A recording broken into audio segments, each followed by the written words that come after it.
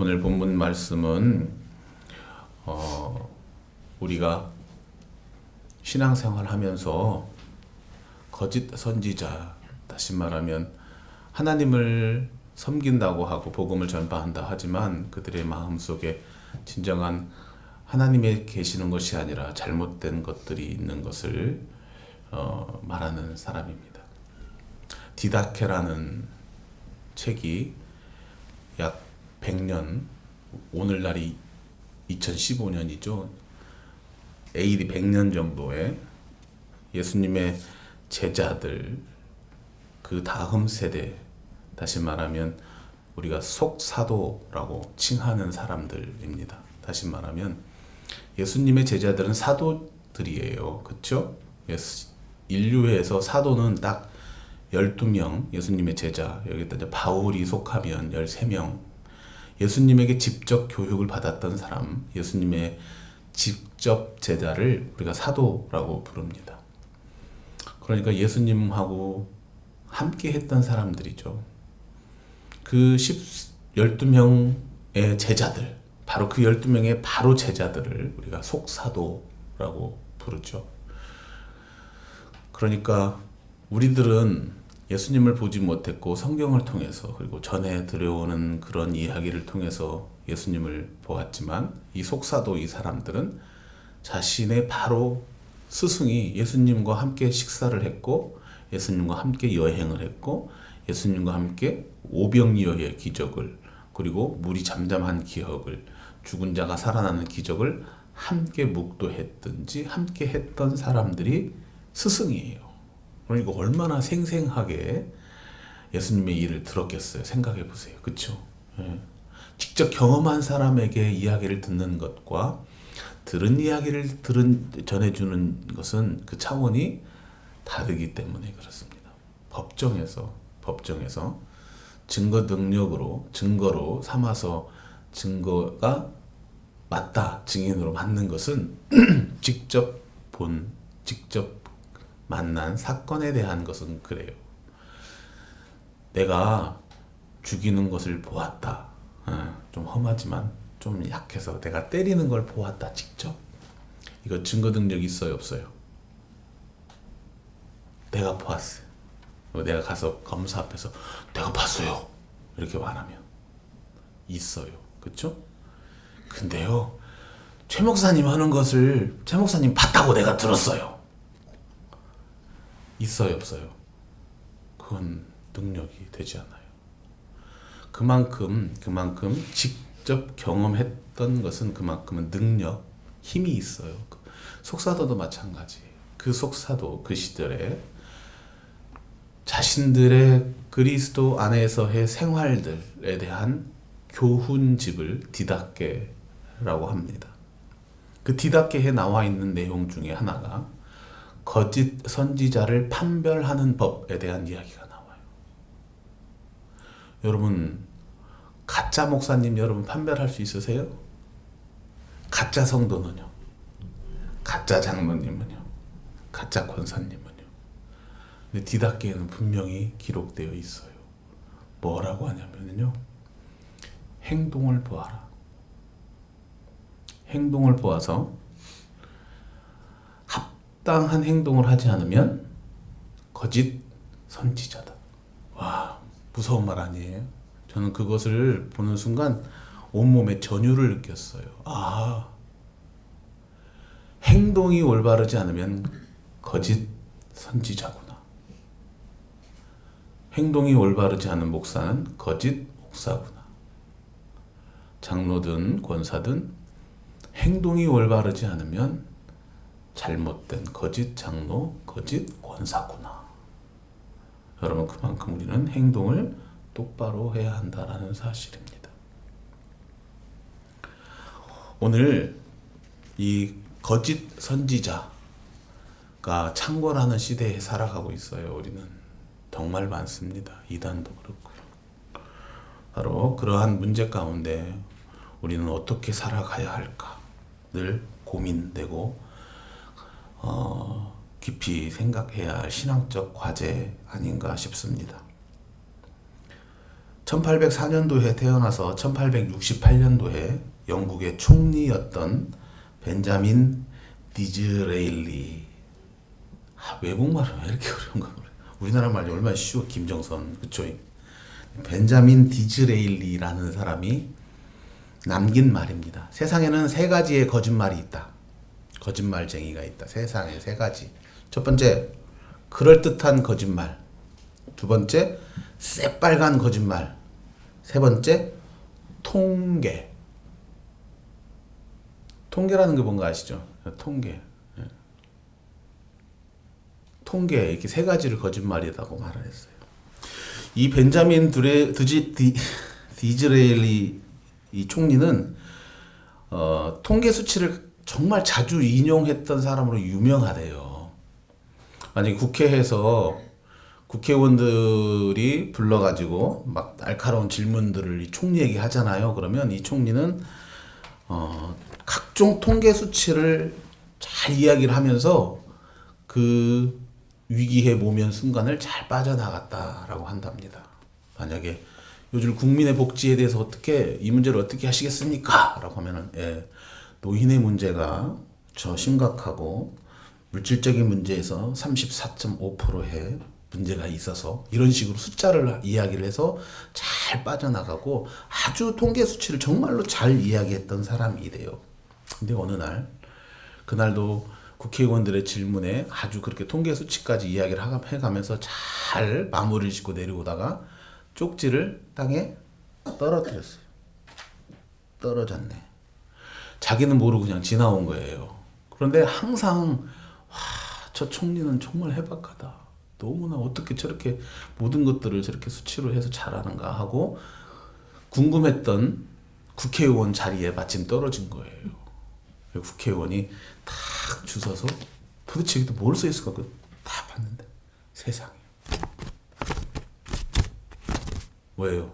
숫자가 한 개도 안 적혀 있어. 무슨 말이에요? 지금까지 총리는 지가 하고 싶은 대로 통계를 이야기를 했는데 어느 국회의원 한 명도 그거에 대해서 따지든지 의문해지를 한 명도 안 했다라는 사실이에요. 총리가 자기가 하고 싶은 대로 아무렇게나 숫자를 대었어요. 그렇지만 그렇게 많은 국회의원도 그렇게 오랜 시간 동안 그것을 어느 누구도 의심하지 않았다라는 사실이에요. 숫자라는 것 자체가, 숫자라는 그 의미가 우리가 이렇게 숫자를 딱 듣는 순간 이 숫자는 과학적이다라는 생각을 우리 이미지가 갖고 있대. 우리 상이. 그래서 숫자는 과학, 숫자는 옳은 거야, 숫자는 정확한 거야를 내 스스로 가지고 있어요. 모두 다, 여러분이 다. 혁신도시 안에 기독교 인구는 12.8%라고 합니다. 이렇게 말하면 그냥 믿는 거예요. 모르는 거예요. 12.8이라는 그 숫자에 여러분 스스로가 그냥 이미지가 딱 그려져 있고, 아 맞아, 나는 설득 당해야 돼 라고 하면서 이렇게 끌려가는 거예요. 숫자에. 그래서 노련한 말꾼들은요 꼭 이렇게 숫자를 넣는데요. 여러분도 말하다가 한 번씩 하세요. 우리 동네 사람들의 23%가 막 이렇게, 절반이라고 하면 47%가 막 이렇게. 그러면 사람들이 그 숫자 때문에 그 나머지를 아무것도 생각할 수 없게 돼버린대요.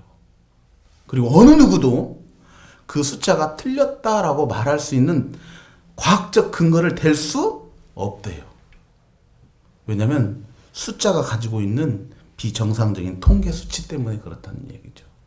동일한 숫자를 가지고도 다양한 통계의 숫자와 다양한 퍼센테이지가 나왔기 때문에 두서없이 아무런 의미 없이 내뱉는 이 수치로 인해서 사람들은 그냥 금방 고개를 이렇게 끄덕이고 만다라는 사실입니다. 여러분, 혹시 앞으로 우리 주울림교회에서는 수치를 가지고 얘기하면 무조건 틀렸다라고 생각하는 게 가장 올바른 거라고 말합니다. 처음에 정말로 그 문제와 직접적 관련이 없는 숫자는 무조건 잘못됐다라고 생각하는 것이 옳다라고 생각해요. 즉 그날 그 주제에 대한 이야기를 하는데 그 그 주제와 관련 없는 다른 곳에서 가져오는 수치죠. 숫자적이나 수치, 프로테이지 이것은 다 주제하고 관련지어서 지으면 스스로도 오류에 빠진다라는 사실입니다. 또 중요한 것은 누가, 언제, 어떻게 그 수치를 만들었는지에 대해서 밝혀지지 않으면 내가 신문에서 읽었는데요. 이거 빵점이에요. 내가 들었는데요. 내가 봤는데요. 어디에서요? 이게 아니라 정확하게 누가, 언제, 어디서 그 수치를 만들었고 그 정확성이 어떤 것인지를 알기 전에는 수치를 전혀 믿지 말라라는 사실이죠. 그리고 마지막으로 질문과 지문에 정말로 올바른 지문과 질문이 있는지라는 것을 따져볼 것을 이야기합니다. 여러분, 비단 숫자 문제만은 결코 아닙니다. 우리 신앙의 문제에서도 많이 그래요. 기독교 역사 가운데 우리의 이단은 어디로부터 나왔냐면요, 이 성경 안에서 나왔어요. 성경을 벗어나고는 이단이라 할 수 없을 거예요. 왜요? 이 성경에 있는 이 많은 내용을 각자 자신들이 원하는 방법대로 해석해 가기 때문입니다. 성경의 몇 구절을 가지고 몇 부분을 가지고 자신들의 입맛에 맞게 해석하고 적용하기 때문에 바로 이단이 생기는 것이고요. 거짓 선지자가 생긴다라는 사실입니다. 무엇이 진정한 그리스도인이고 무엇이 진정한 성경 해석 방법에서 올바른 것이냐라는 것에서 우리가 그래도 찾아볼 것은, 우리가 판단해 볼 것은 정말로 판단의 하나의 기준은 바로 그 성경 해석과 성경 방법이 인간 중심인지 하나님 중심인지에 대한 최소한의 판단이 필요하다라는 사실입니다. 오직 하나님 중심으로 살아가는 것이 성경 해석의 올바른 해석 방법이고 올바른 수치의 근본이다라는 사실입니다. 성경의 하나 구석에 있는 어떤 일부분을 가지고 여러분에게 설명한다면 그 누구가 여러분에게 성경 이 많은 곳에서 유독 한 구절이나 한 부분을 찾아서 여러분에게 해석하고 설명을 한다면 여러분 그것은 분명히 오류다라고 생각하시고 그 설명에 귀를 닫으면 현명한 사람이 될 것입니다. 이단의 문제가 참 심각합니다. 거짓 선지자들의 문제가 심각합니다. 일부를 가지고 전체라라고 말하는 그러한 곳에 현혹되지 않는, 전체 가운데에서 진리를 찾을 수 있는 신앙적인 사고를 가지기를 원합니다.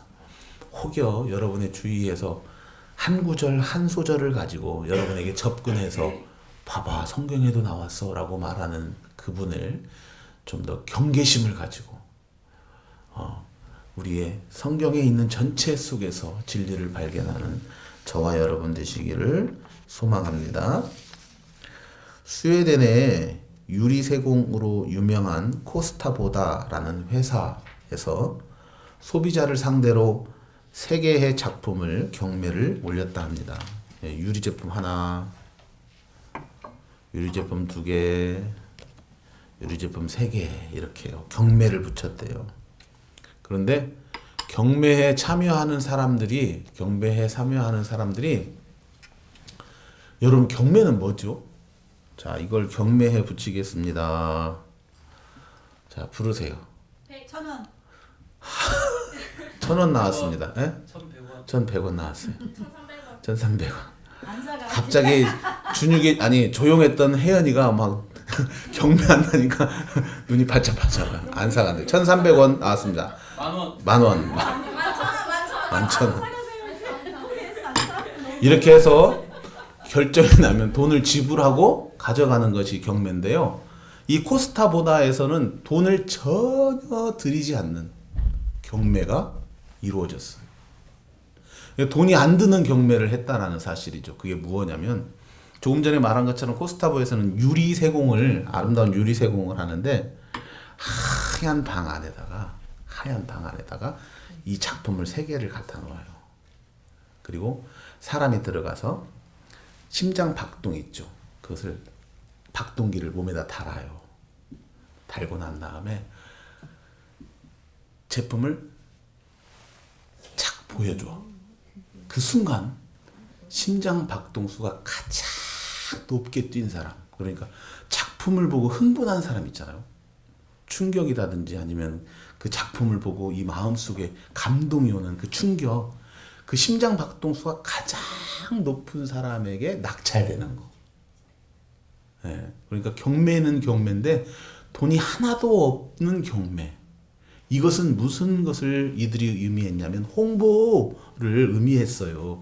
그런데 그 홍보의 밑바탕에 뭐가 있었냐면 그 유리 제품을 만든 작가의 마음과 그것을 보고 가장 커다란 공감을 일으키는 소비자에게, 그러니까 어떤 말이 결국은 작품을 가장 어떻게 마음으로 충격으로 받아들이는, 감동으로 받아들이는 그 사람에게 유리 세공을 준다, 이 말이죠. 제가 이것을 듣고 잠깐 그 생각을 했어요. 결혼을 하는데 여자 한 명이 올라와. 그러면 남자들 심장 박동을 해갖고 최고 높은 사람하고 결혼시켜 총각하고 처녀하고. 아니에요? 그럼 거꾸로 남자가 올라와. 그럼 여자들이 딱 차 있는 거죠. 그래서 남자가 올라 심장 박동이 가장 많이 팍 뛰는 사람하고 결혼을 하면 별론가요? 아무튼 제가 그런 생각을 해서 아, 그렇구나.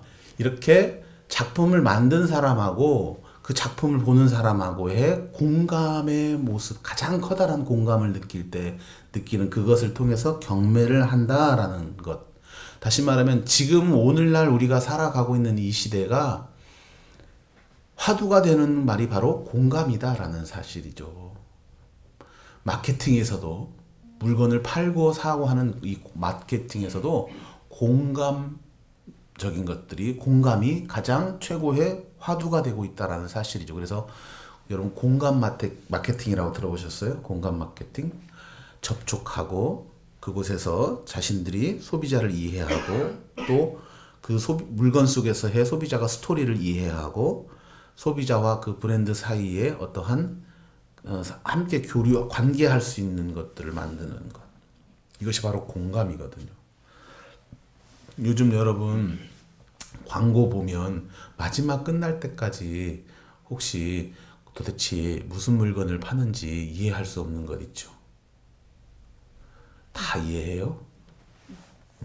저는 드라마 광고를 보다 보면 마지막 때 정도나 가서 어떠한 물건을 파는지, 그 사이에는 스토리나 다양한 어떠한 소비자와의 공감적인 이야기를 다루고 있다라는 사실입니다. 요즘 그것뿐만 아니라 예능도 그렇지 않아요, 여러분?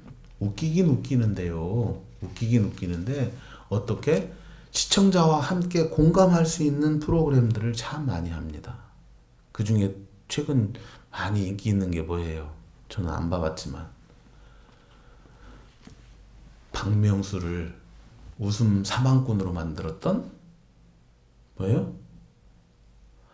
아따 진짜 텔레비전 아무도 안 보고 맨날 뉴스만 보고 시간 나면은 교양서적 읽고 또 집에서 또 애기들하고는 또 서로 이렇게 철학적 이야기 대화만 나누고, 그쵸? 참 마리텔이라는 텔레비전 안 보셨어요? 마이리트 텔레비전. 예. 아, 마이리트. 고마워. 마이리틀 텔레비전. 그게 무슨 텔레비전이죠? 어떻게 진행되는 텔레비전이죠? 예. 아프리카 TV처럼 예. 그 연예인들이 있어서 다 연예인들만 나오는 거예요? 연예인뿐만 아니라 뭐 배우나 뭐 많이 나오거든요. 거기에서 가장 중요한 게 뭐예요? 나오는 사람들이 해야 하는 일 중에 웃기기만 하면 돼요? 안 웃기는 사람 한 번도 안 나왔어요? 뭐예요? 그 사람들이 시청자한테 무엇을 해야 돼요? 공감 시청. 소통, 그쵸? 맞아. 서로 어떠한 이야기를 주고 시청자가 원하는 무엇을 그 사람이 하는 거잖아요. 그냥 혼자 박명숙처럼 지 혼자 막 하다가 어떻게 돼요? 웃음 사망꾼이 되는 거예요. 그렇죠? 하지만 순간순간 시청자들이 그 앞에서 진행하는 그 사람에게 요구할 때 그것을 받고 또 그것에 맞춰서 시청자들과 함께 이야기하고 함께 풀어가는 게 마이 리틀 텔레비전이에요.